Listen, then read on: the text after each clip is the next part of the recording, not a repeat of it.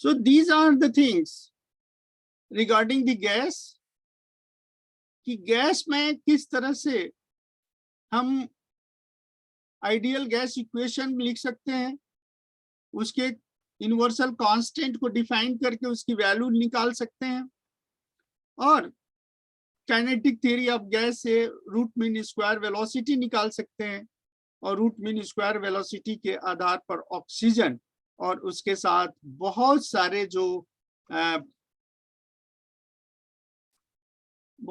जो अलग से गैसेस है, उन गैसेस का हम वेलोसिटी निकाल सकते हैं, और उसके आधार पर we can have the time as well. अब वेलोसिटी में रूट मीन स्क्वायर वेलोसिटी के साथ साथ और भी वेलोसिटीज है, that is type of velocities of gas. Gas के और भी वेलोसिटी होते हैं, जिसमें the first one is most probable velocity, most probable velocity. दूसरा है एवरेज वेलोसिटी, और तीसरा जो अभी हम निकाल चुके हैं, that is called root mean square velocity, root mean square velocity. इन वेलोसिटी के यदि रिप्रेजेंटेशन करें कि किस तरह से इसका रिप्रेजेंटेशन हो सकता है, x axis, this is x axis, here it is velocity value हो, और वाई एक्सिस पर प्रोबेबिलिटी हो, प्रोबेबिलिटी हो, तो जो कर्व आता है वो कुछ इस तरह के कर्व होता है, स्क्यूड कर्व, जहां पर ये पॉइंट और ये पॉइंट, ये तीन पॉइंट जो है वो बहुत इंपॉर्टेंट होते हैं। ये पॉइंट जो पिक है उसको जब मिलाते हैं, then it is known as, यदि इसको हम मोस्ट प्रोबेबल वेलोसिटी करते हैं mp, then this velocity is vmp। दूसरा वेलोसिटी है v एवरेज, तो this point is v average, and this point is this velocity vrms, this is vrms, this is vrms। तो तीन वेलोसिटी, vrms की value या expression हम आपको बता चुके हैं, दिस इज √3 RT। इसी तरह से मोस्ट प्रोबेबल वेलोसिटी का भी फॉर्मूला है, this is 2RT/m, 2RT/m। Average velocity का जो फॉर्मूला है वो 8π अब हम हमारा RT, 8π।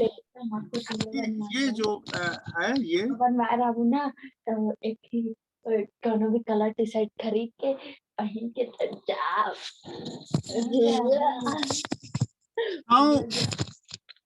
now the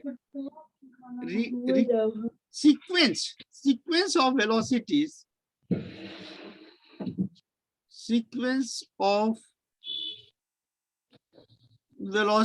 that is called order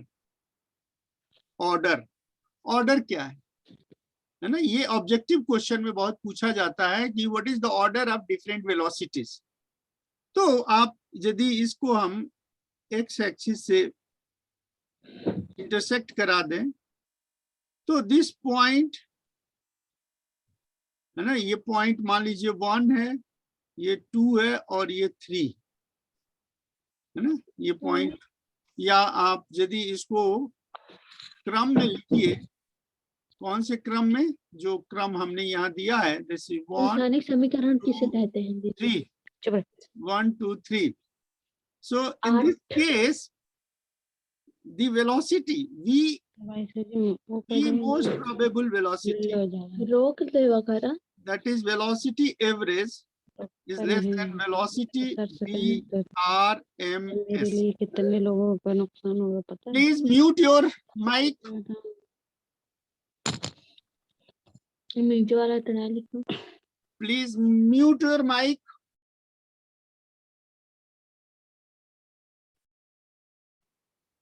So you find these are 3 velocities.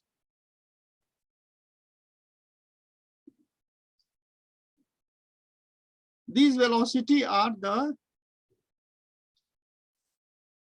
ordered as it is given. The second important point is relation. Means V most probable velocity, VMP, is under root 2 RT by M. So if we take this one is, if we take this one is like this, this is 3 RT M. So this value is, if you transfer this value, so it is 2 by 3. Means what you find? This is 2 by 3 under root of VRMS. And this value is 0.8 VRMS. This is the relation. The third point is V average. V average is under root 8 pi RT by M. 8 pi RT by M. This can be written as 3 RT by M into 8 pi 3 pi. 8 into 3 pi. So this is 8 upon 3 pi VRMS. And this value is nothing but it is 0.9 VRMS. So what do you find? This value is VRMS.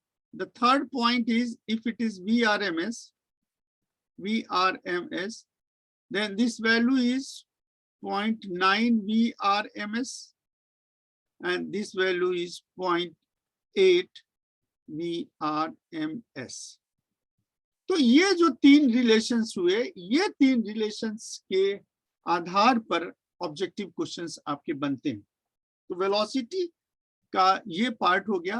अब आपके पास जो हमने questions दिए, how many examples that you have right now, examples के clusters यहाँ तैयार हो गए।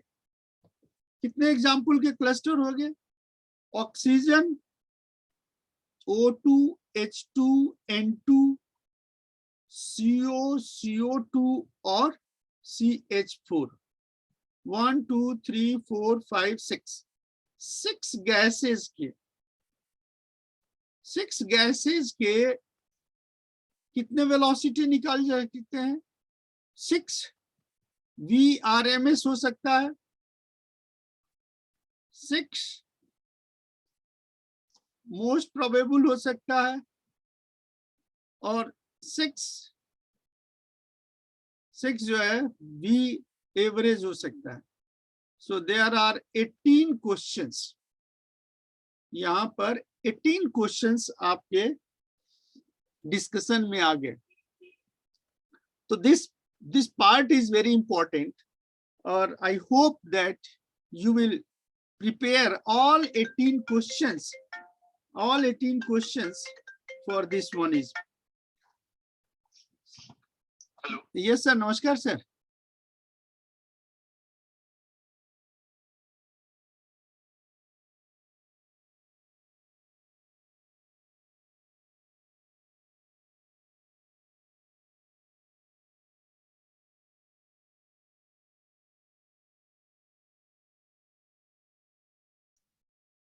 तो ये जो 18 क्वेश्चंस हैं ये आपको तैयार करने हैं. These 18 questions are very important for examination point of view. अब वेलोसिटी के बाद जो सबसे इंपॉर्टेंट पैरामीटर्स हम लोग डिस्कस करते हैं या आता है वो है pressure. It is pressure. Pressure is a very important concept. वैसे तो डिफाइन किया जाए तो what is pressure? Pressure is nothing but it is the force per unit. It is the force per unit area. It is defined as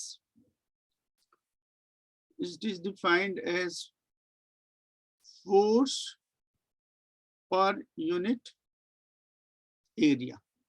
It is defined as force per unit area. तो force per unit area को यदि unit में लिखें तो force is Newton, area is meter, Newton meter square. दूसरा dyne centimetre square, newton per metre square and dyne centimetre square. इन दोनों के बीच के कनेक्टिविटी क्या है? रिलेशन. तो रिलेशन है कि 1 newton per metre square can be expressed as 1 newton क्या है? 1 kg into 1 meter per second velocity, and then this is meter square. So this is nothing but 1 kg is 1000 gram and 1 meter is 100 centimeter per second square. That is acceleration. And meter square means 100 centimeter into 100 centimeter square. So how much it is? This is 10 to the power 3 into 10 to the power 2 upon 10 to the power 4. So you see this 100 is cancelled, this 1000 is cancelled with 2. So this is 10 to the power 5 upon 10 to the power 4. So it is 10. This is 10. So the relation is, this is 10 dynes per centimeter square is equal to 1 Newton per meter square. So this one is one conversion unit as it is defined, जैसे कि define किया जाता है. अब measurement कैसे होता है? ये तो ठीक है. Measurement of pressure. Measurement of pressure के लिए हम लोग बैरोमीटर का नाम सुने हैं. सिंपलेस्ट जो इंस्ट्रूमेंट है वो बैरोमीटर है. और बैरोमीटर को हम इस तरह से बनाते हैं कि एक टब है और उस टब में एक कैपिलरी ट्यूब, बहुत पतली ट्यूब जिसका रेडियस 10 to the power -6 के मीटर का है और इसमें Hg भरा हो, mercury. This is mercury tub. Mercury tub भरा है और मरकरी टब के वजह से यहाँ पर जो प्रेशर लग रहा है that is atmospheric pressure. Atmospheric pressure. और इस एटमॉस्फेरिक प्रेशर की वजह से लिक्विड मरकरी इसमें ऊपर की तरफ राइज करेगा और राइज करके एक लेवल तक पहुंच जाएगा. This is up to that level.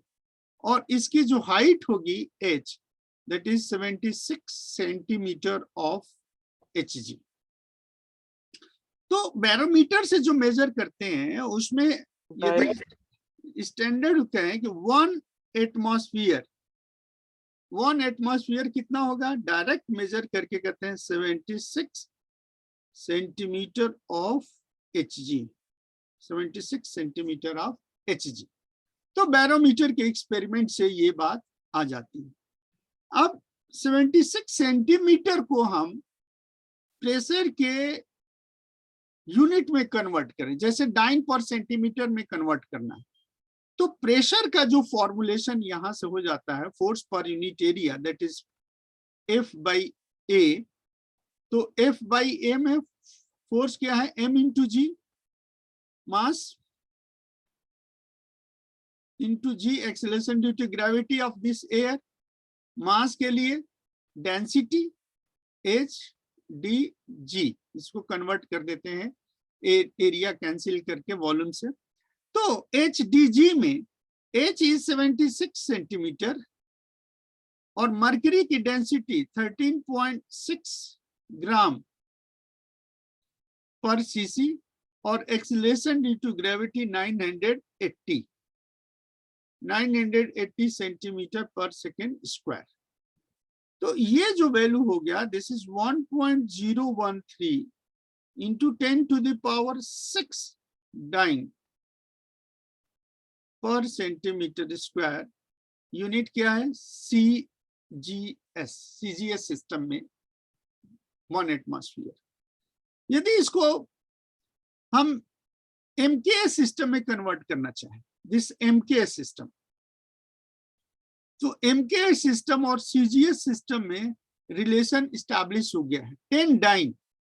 10 dine is this much, तो 10 डाइन्स रख लीजिए, तो ये हो जाएगा 1.013, you may have 3 into 10 to the power 5, 10 to the power 5 लग दिए, तो ये 10 डाइन पर सेंटीमीटर स्क्वायर को लिख सकते हैं न्यूटन पर मीटर स्क्वायर, और ये हो जाएगा MKS system. The same is also commercial unit, अब यहां से स्टार्ट हो जाता है 1.013 इंटू 10 टू द पावर 5, ये न्यूटन मीटर स्क्वायर को हम पास्कल भी कहते हैं। Pascal was the scientist who study hydrostatic में, बहुत ज्यादा स्टडी किया था इन्होंने प्रेशर के ऊपर। फिर दूसरा जो एटमॉस्फेरिक साइंस में यूज किए जाते हैं वो होते हैं 760, या अभी थोड़ा इसको रुक करके इसके पहले we follow this weighs 1.014 bar, that is what you find कि 1 बार is 10 to the power 5 Pascal, 10 to the power 5. You have this value is 3.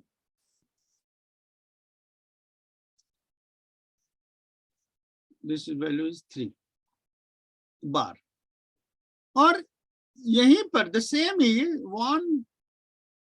1013 millibar. ये 1013 मिलीबार को रिप्रेजेंट करते हैं प्रेशर कंटूर के लिए, प्रेशर कंटूर इन एटमॉस्फेरिक साइंस, है ना। Atmospheric science जब पढ़ा जाता है तो यहाँ पर ये यूज किया जाता है एटमॉस्फेरिक साइंस में millibar. Then there is torr, bar के बाद torr is 760 torr. 760 torr means 1 bar that has converted into this ones. तो ये कुछ टॉर्सली थ्योरम है। Torricelli was the again fluid mechanics के साइंटिस्ट थे जिन्होंने स्टडी किया था। अब एटमॉस्फेरिक प्रेशर को, पानी के एटमॉस्फेरिक प्रेशर को यदि हम मरकरी के जगह पे वाटर यूज करें, वाटर, तो वाटर में क्या होगा, what will happen in water. तो लेट अस सी, हम वाटर के केस में यदि इसको देखें तो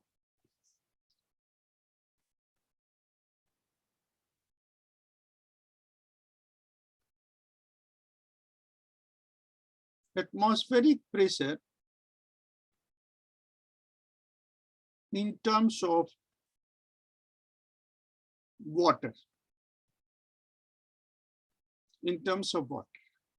So P is, the formula is HDG. P is HDG. तो जो मरकरी के लिए होगा Hg, वही सेम HDG वाटर के लिए होगा, वही सेम चीज वाटर के लिए होगा। तो हम इसको ऐसे भी लिख सकते हैं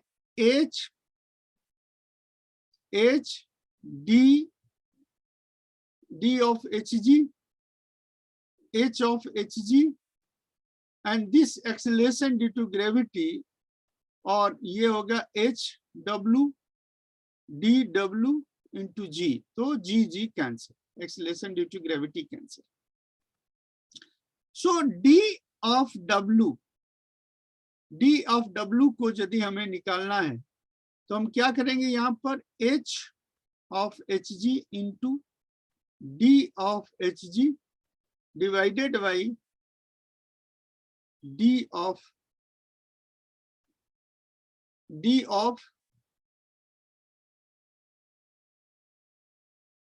W density. तो हम यहां से क्या निकाल सकते हैं, we can find this is H of W.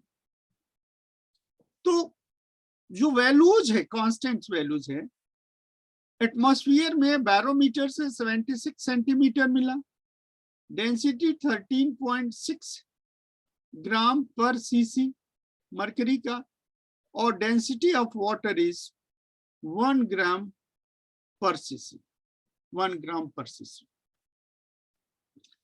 तो ये जो वैल्यू होगा, this value if you multiply with 76 centimetre 13.6 centimetre, तो ये this value is 1033,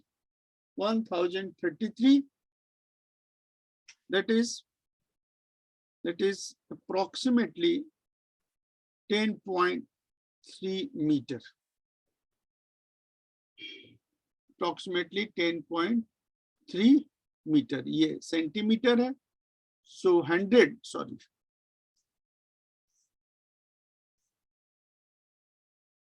this is, yes, this is 10.3 centimeter HW. So we take the 10.3 meter. So 1 meter is 1 meter is 100 centimeter, that is 1 feet, and 1 feet is 30 centimeter. 1 feet is 30 centimeter. So if you want to calculate this feet, so 1033,000 divided by this value, so this value is 34 feet. 34 feet HW.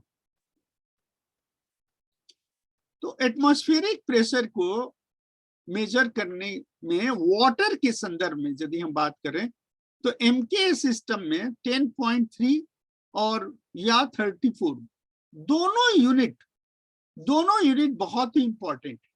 दोनों unit कैसे important है, हमें practical life में भी इसको मिलता है। जैसे यदि हम ये कहें कि जो वाटर के यूज करके हम एक बैरोमीटर टाइप का सेटअप बनाए एक्सपेरिमेंट, और इसमें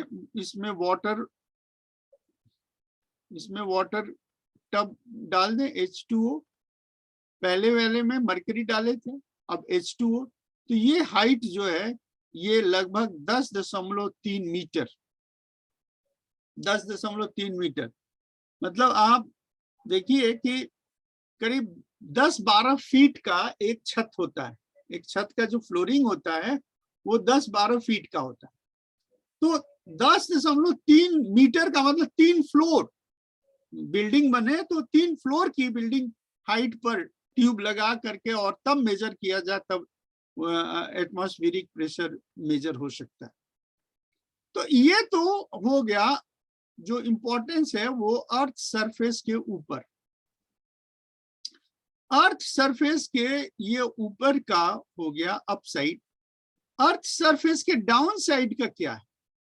अर्थ सरफेस के डाउन मतलब ये, अर्थ सरफेस के डाउन मतलब ये, और अर्थ सरफेस के डाउन का मतलब कि यदि ये हाइट HW 34 फीट है, 34 फीट है, तो यहां का प्रेशर 1 एटमॉस्फेयर और यहां का प्रेशर 1 एटमॉस्फेयर रहेगा, वहां का प्रेशर 1 एटमॉस्फेयर रहेगा।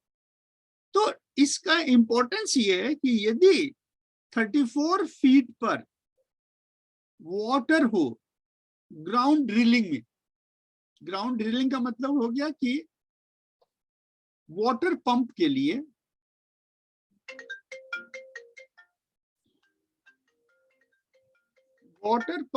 यदि हम ड्रिल करें, मिट्टी निकालें हैंड पंप के लिए या मोटर के लिए, तो पानी जो है वो 34 फीट पर मिलने लगे तो वो प्लेस जो है वाटर पंप के लिए सुटेबल होता है, दैट इज सुटेबल।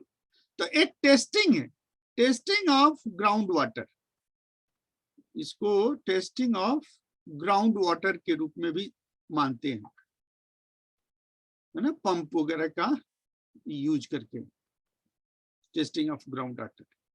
लेकिन जब पंप का यूज करते हैं और 34 फीट पर यदि मिल गया वाटर, तो भी करीब 100 से 150 फीट तक पाइप डालते हैं, है ना, इसको ड्रिल करते वक्त, और नीचे की तरफ जाते हैं। और नीचे जाने के कारण क्या है कि यदि और नीचे ड्रिल करते हैं इसके वाटर के केस में, तो हमें वाटर की जो क्वालिटी है वो और अच्छी क्वालिटी मिलता है, इम्प्रूव्ड, क्योंकि जितना नीचे से पानी हम ड्रिल करेंगे उतना अच्छा फिल्टर हो करके ट्रिकल डाउन कंसेप्ट से वाटर आपको मिलेगा। तो ये इसका कारण क्या है कि 34 फीट पे यदि वाटर मिल गया तो ये अपने आप वाटर यहां से राइज करेगा और इस सरफेस पे आएगा। तो water can rise up to what extent, 10.3 metre तक वो राइज कर सकता है। अब मान लीजिए गर्मियों के दिन में वाटर लेवल नीचे चला जाए, गर्मियों के दिन में वाटर लेवल नीचे चला जाए, तो जहां होगा वहीं से वो नीचे की तरफ 34 फीट आएगा। तो 34 फीट आएगा, तो उस केस में गर्मियों के दिन में फिर अलग से पानी डाला जाता है और डाल करके फिर वाटर निकाला जाता है, ठीक है। तो जो सिचुएशन होता है at the time of summer के टाइम में, ये यदि 34 फीट का है और ग्राउंड वाटर नीचे चला गया, ग्राउंड वाटर यहाँ हो गया, तो ये दिस पॉइंट इज 34 और ग्राउंड वाटर यहाँ हो गया, तो यहां से राइज करेगा तो ये यहीं तक पहुंचेगा, जहां से भी है लेवल वहां से 34 पहुंचेगा, अप टू 34। तो फिर क्या होगा, फिर अलग से एक्सटर्नल वाटर डाल करके इसकी लेवल जितना खाली होता है उतना पानी डालते हैं, और उतना पानी डाल करके फिर पंप चलाते हैं तो वो कर लेता है, पानी पकड़ लेता है और पानी आने लगता है। तो ये जो वाटर लेवल है कि गर्मियों में वाटर लेवल नीचे चला जाता है और उस समय पानी निकालना होता है तो उसको सक करते हैं, बाहर से निकाल करके ले आते हैं, है ना। तो ये वाटर का जो कॉन्सेप्ट है, ये this one is a very important concept. और इसके ऊपर जो एग्जाम्पल है, वो एग्जाम्पल बहुत ही इंपॉर्टेंट एग्जाम्पल है इसके लिए, और वो ये कि हम आपको प्रॉब्लम स्केच कर देते हैं, इसको आप सॉल्व करिएगा। कि मान लीजिए यहाँ पर एक तालाब है और तालाब में पानी की गहराई जो है वो 10.3 मीटर है, दिस इज वाटर, है ना, 10.3 मीटर। और यहाँ पर कोई ऑब्जेक्ट है जिसका वॉल्यूम दिया है 6 लीटर, 6 लीटर वॉल्यूम, है ना, 6 लीटर वॉल्यूम। और क्या भरा है इसके अंदर, एयर इज फिल्ड, एयर भरा। और एयर भरने के कारण ये ऊपर की तरफ आ रहा है, राइज कर रहा है एबव। तो what will be the volume, है ना, what will be the volume we dash at the surface of water. तो आपको ये सरफेस है, दिस इज योर पॉन्ड, कोई तालाब है, और this is your bottom, bottom. तो इसमें कितना ये वॉल्यूम होता है ये आपको बताना है। फॉर्मूला क्या लगेगा? फॉर्मूला यही लगेगा, आपको प्रेशर निकालना है, और एक फॉर्मूला तो ये लगेगा, और दूसरा जो फॉर्मूला लगेगा वो बहुत सिंपल फॉर्मूला है जिसको आप पहले से जानते हैं, it is Boyle's law. Boyle's law क्या है? दिस इज P1V1 या PV dash is equal to P double dash V double dash. ये आपका फॉर्मूला लगेगा। तो दो फॉर्मूला है, एक प्रेशर का, एटमॉस्फेरिक प्रेशर, और दूसरा बॉयल्स लॉ, और ये दोनों के लेकर के आपको सॉल्व करना है। You have to solve. हाँ, ये क्वेश्चन अलग जगह लिख दीजिए पूरा। नहीं, डायग्राम देख लीजिए। डायग्राम में find out the volume of the bubble at the surface. Data दिया है, आपका डेटा दिया है कि 6 लीटर वॉल्यूम बॉटम में है, और सरफेस पर वॉल्यूम क्या है, जबकि तालाब का गहराई कितना है? 10.3 मीटर। बहुत इंपॉर्टेंट क्वेश्चन है, this question is very important, और इसको सॉल्व करके और गूगल क्लास पर आप अपलोड करिएगा, है ना। क्वेश्चन है, calculate the volume B double dash at surface of pond of 10.3 meter, water depth गहराई कितनी है? if V bottom is 6 liter। ठीक है, दिस इज योर क्वेश्चन, है ना। तो इस क्वेश्चन को, उसका डायग्राम मिल गया, और ये आपका क्वेश्चन है, और इसको सॉल्व करके आप इसको सबमिट करिएगा गूगल पर। इससे पहली वाली स्लाइड थोड़ा रिपीट कर दीजिए। एक्चुअली that can't repeat, है ना।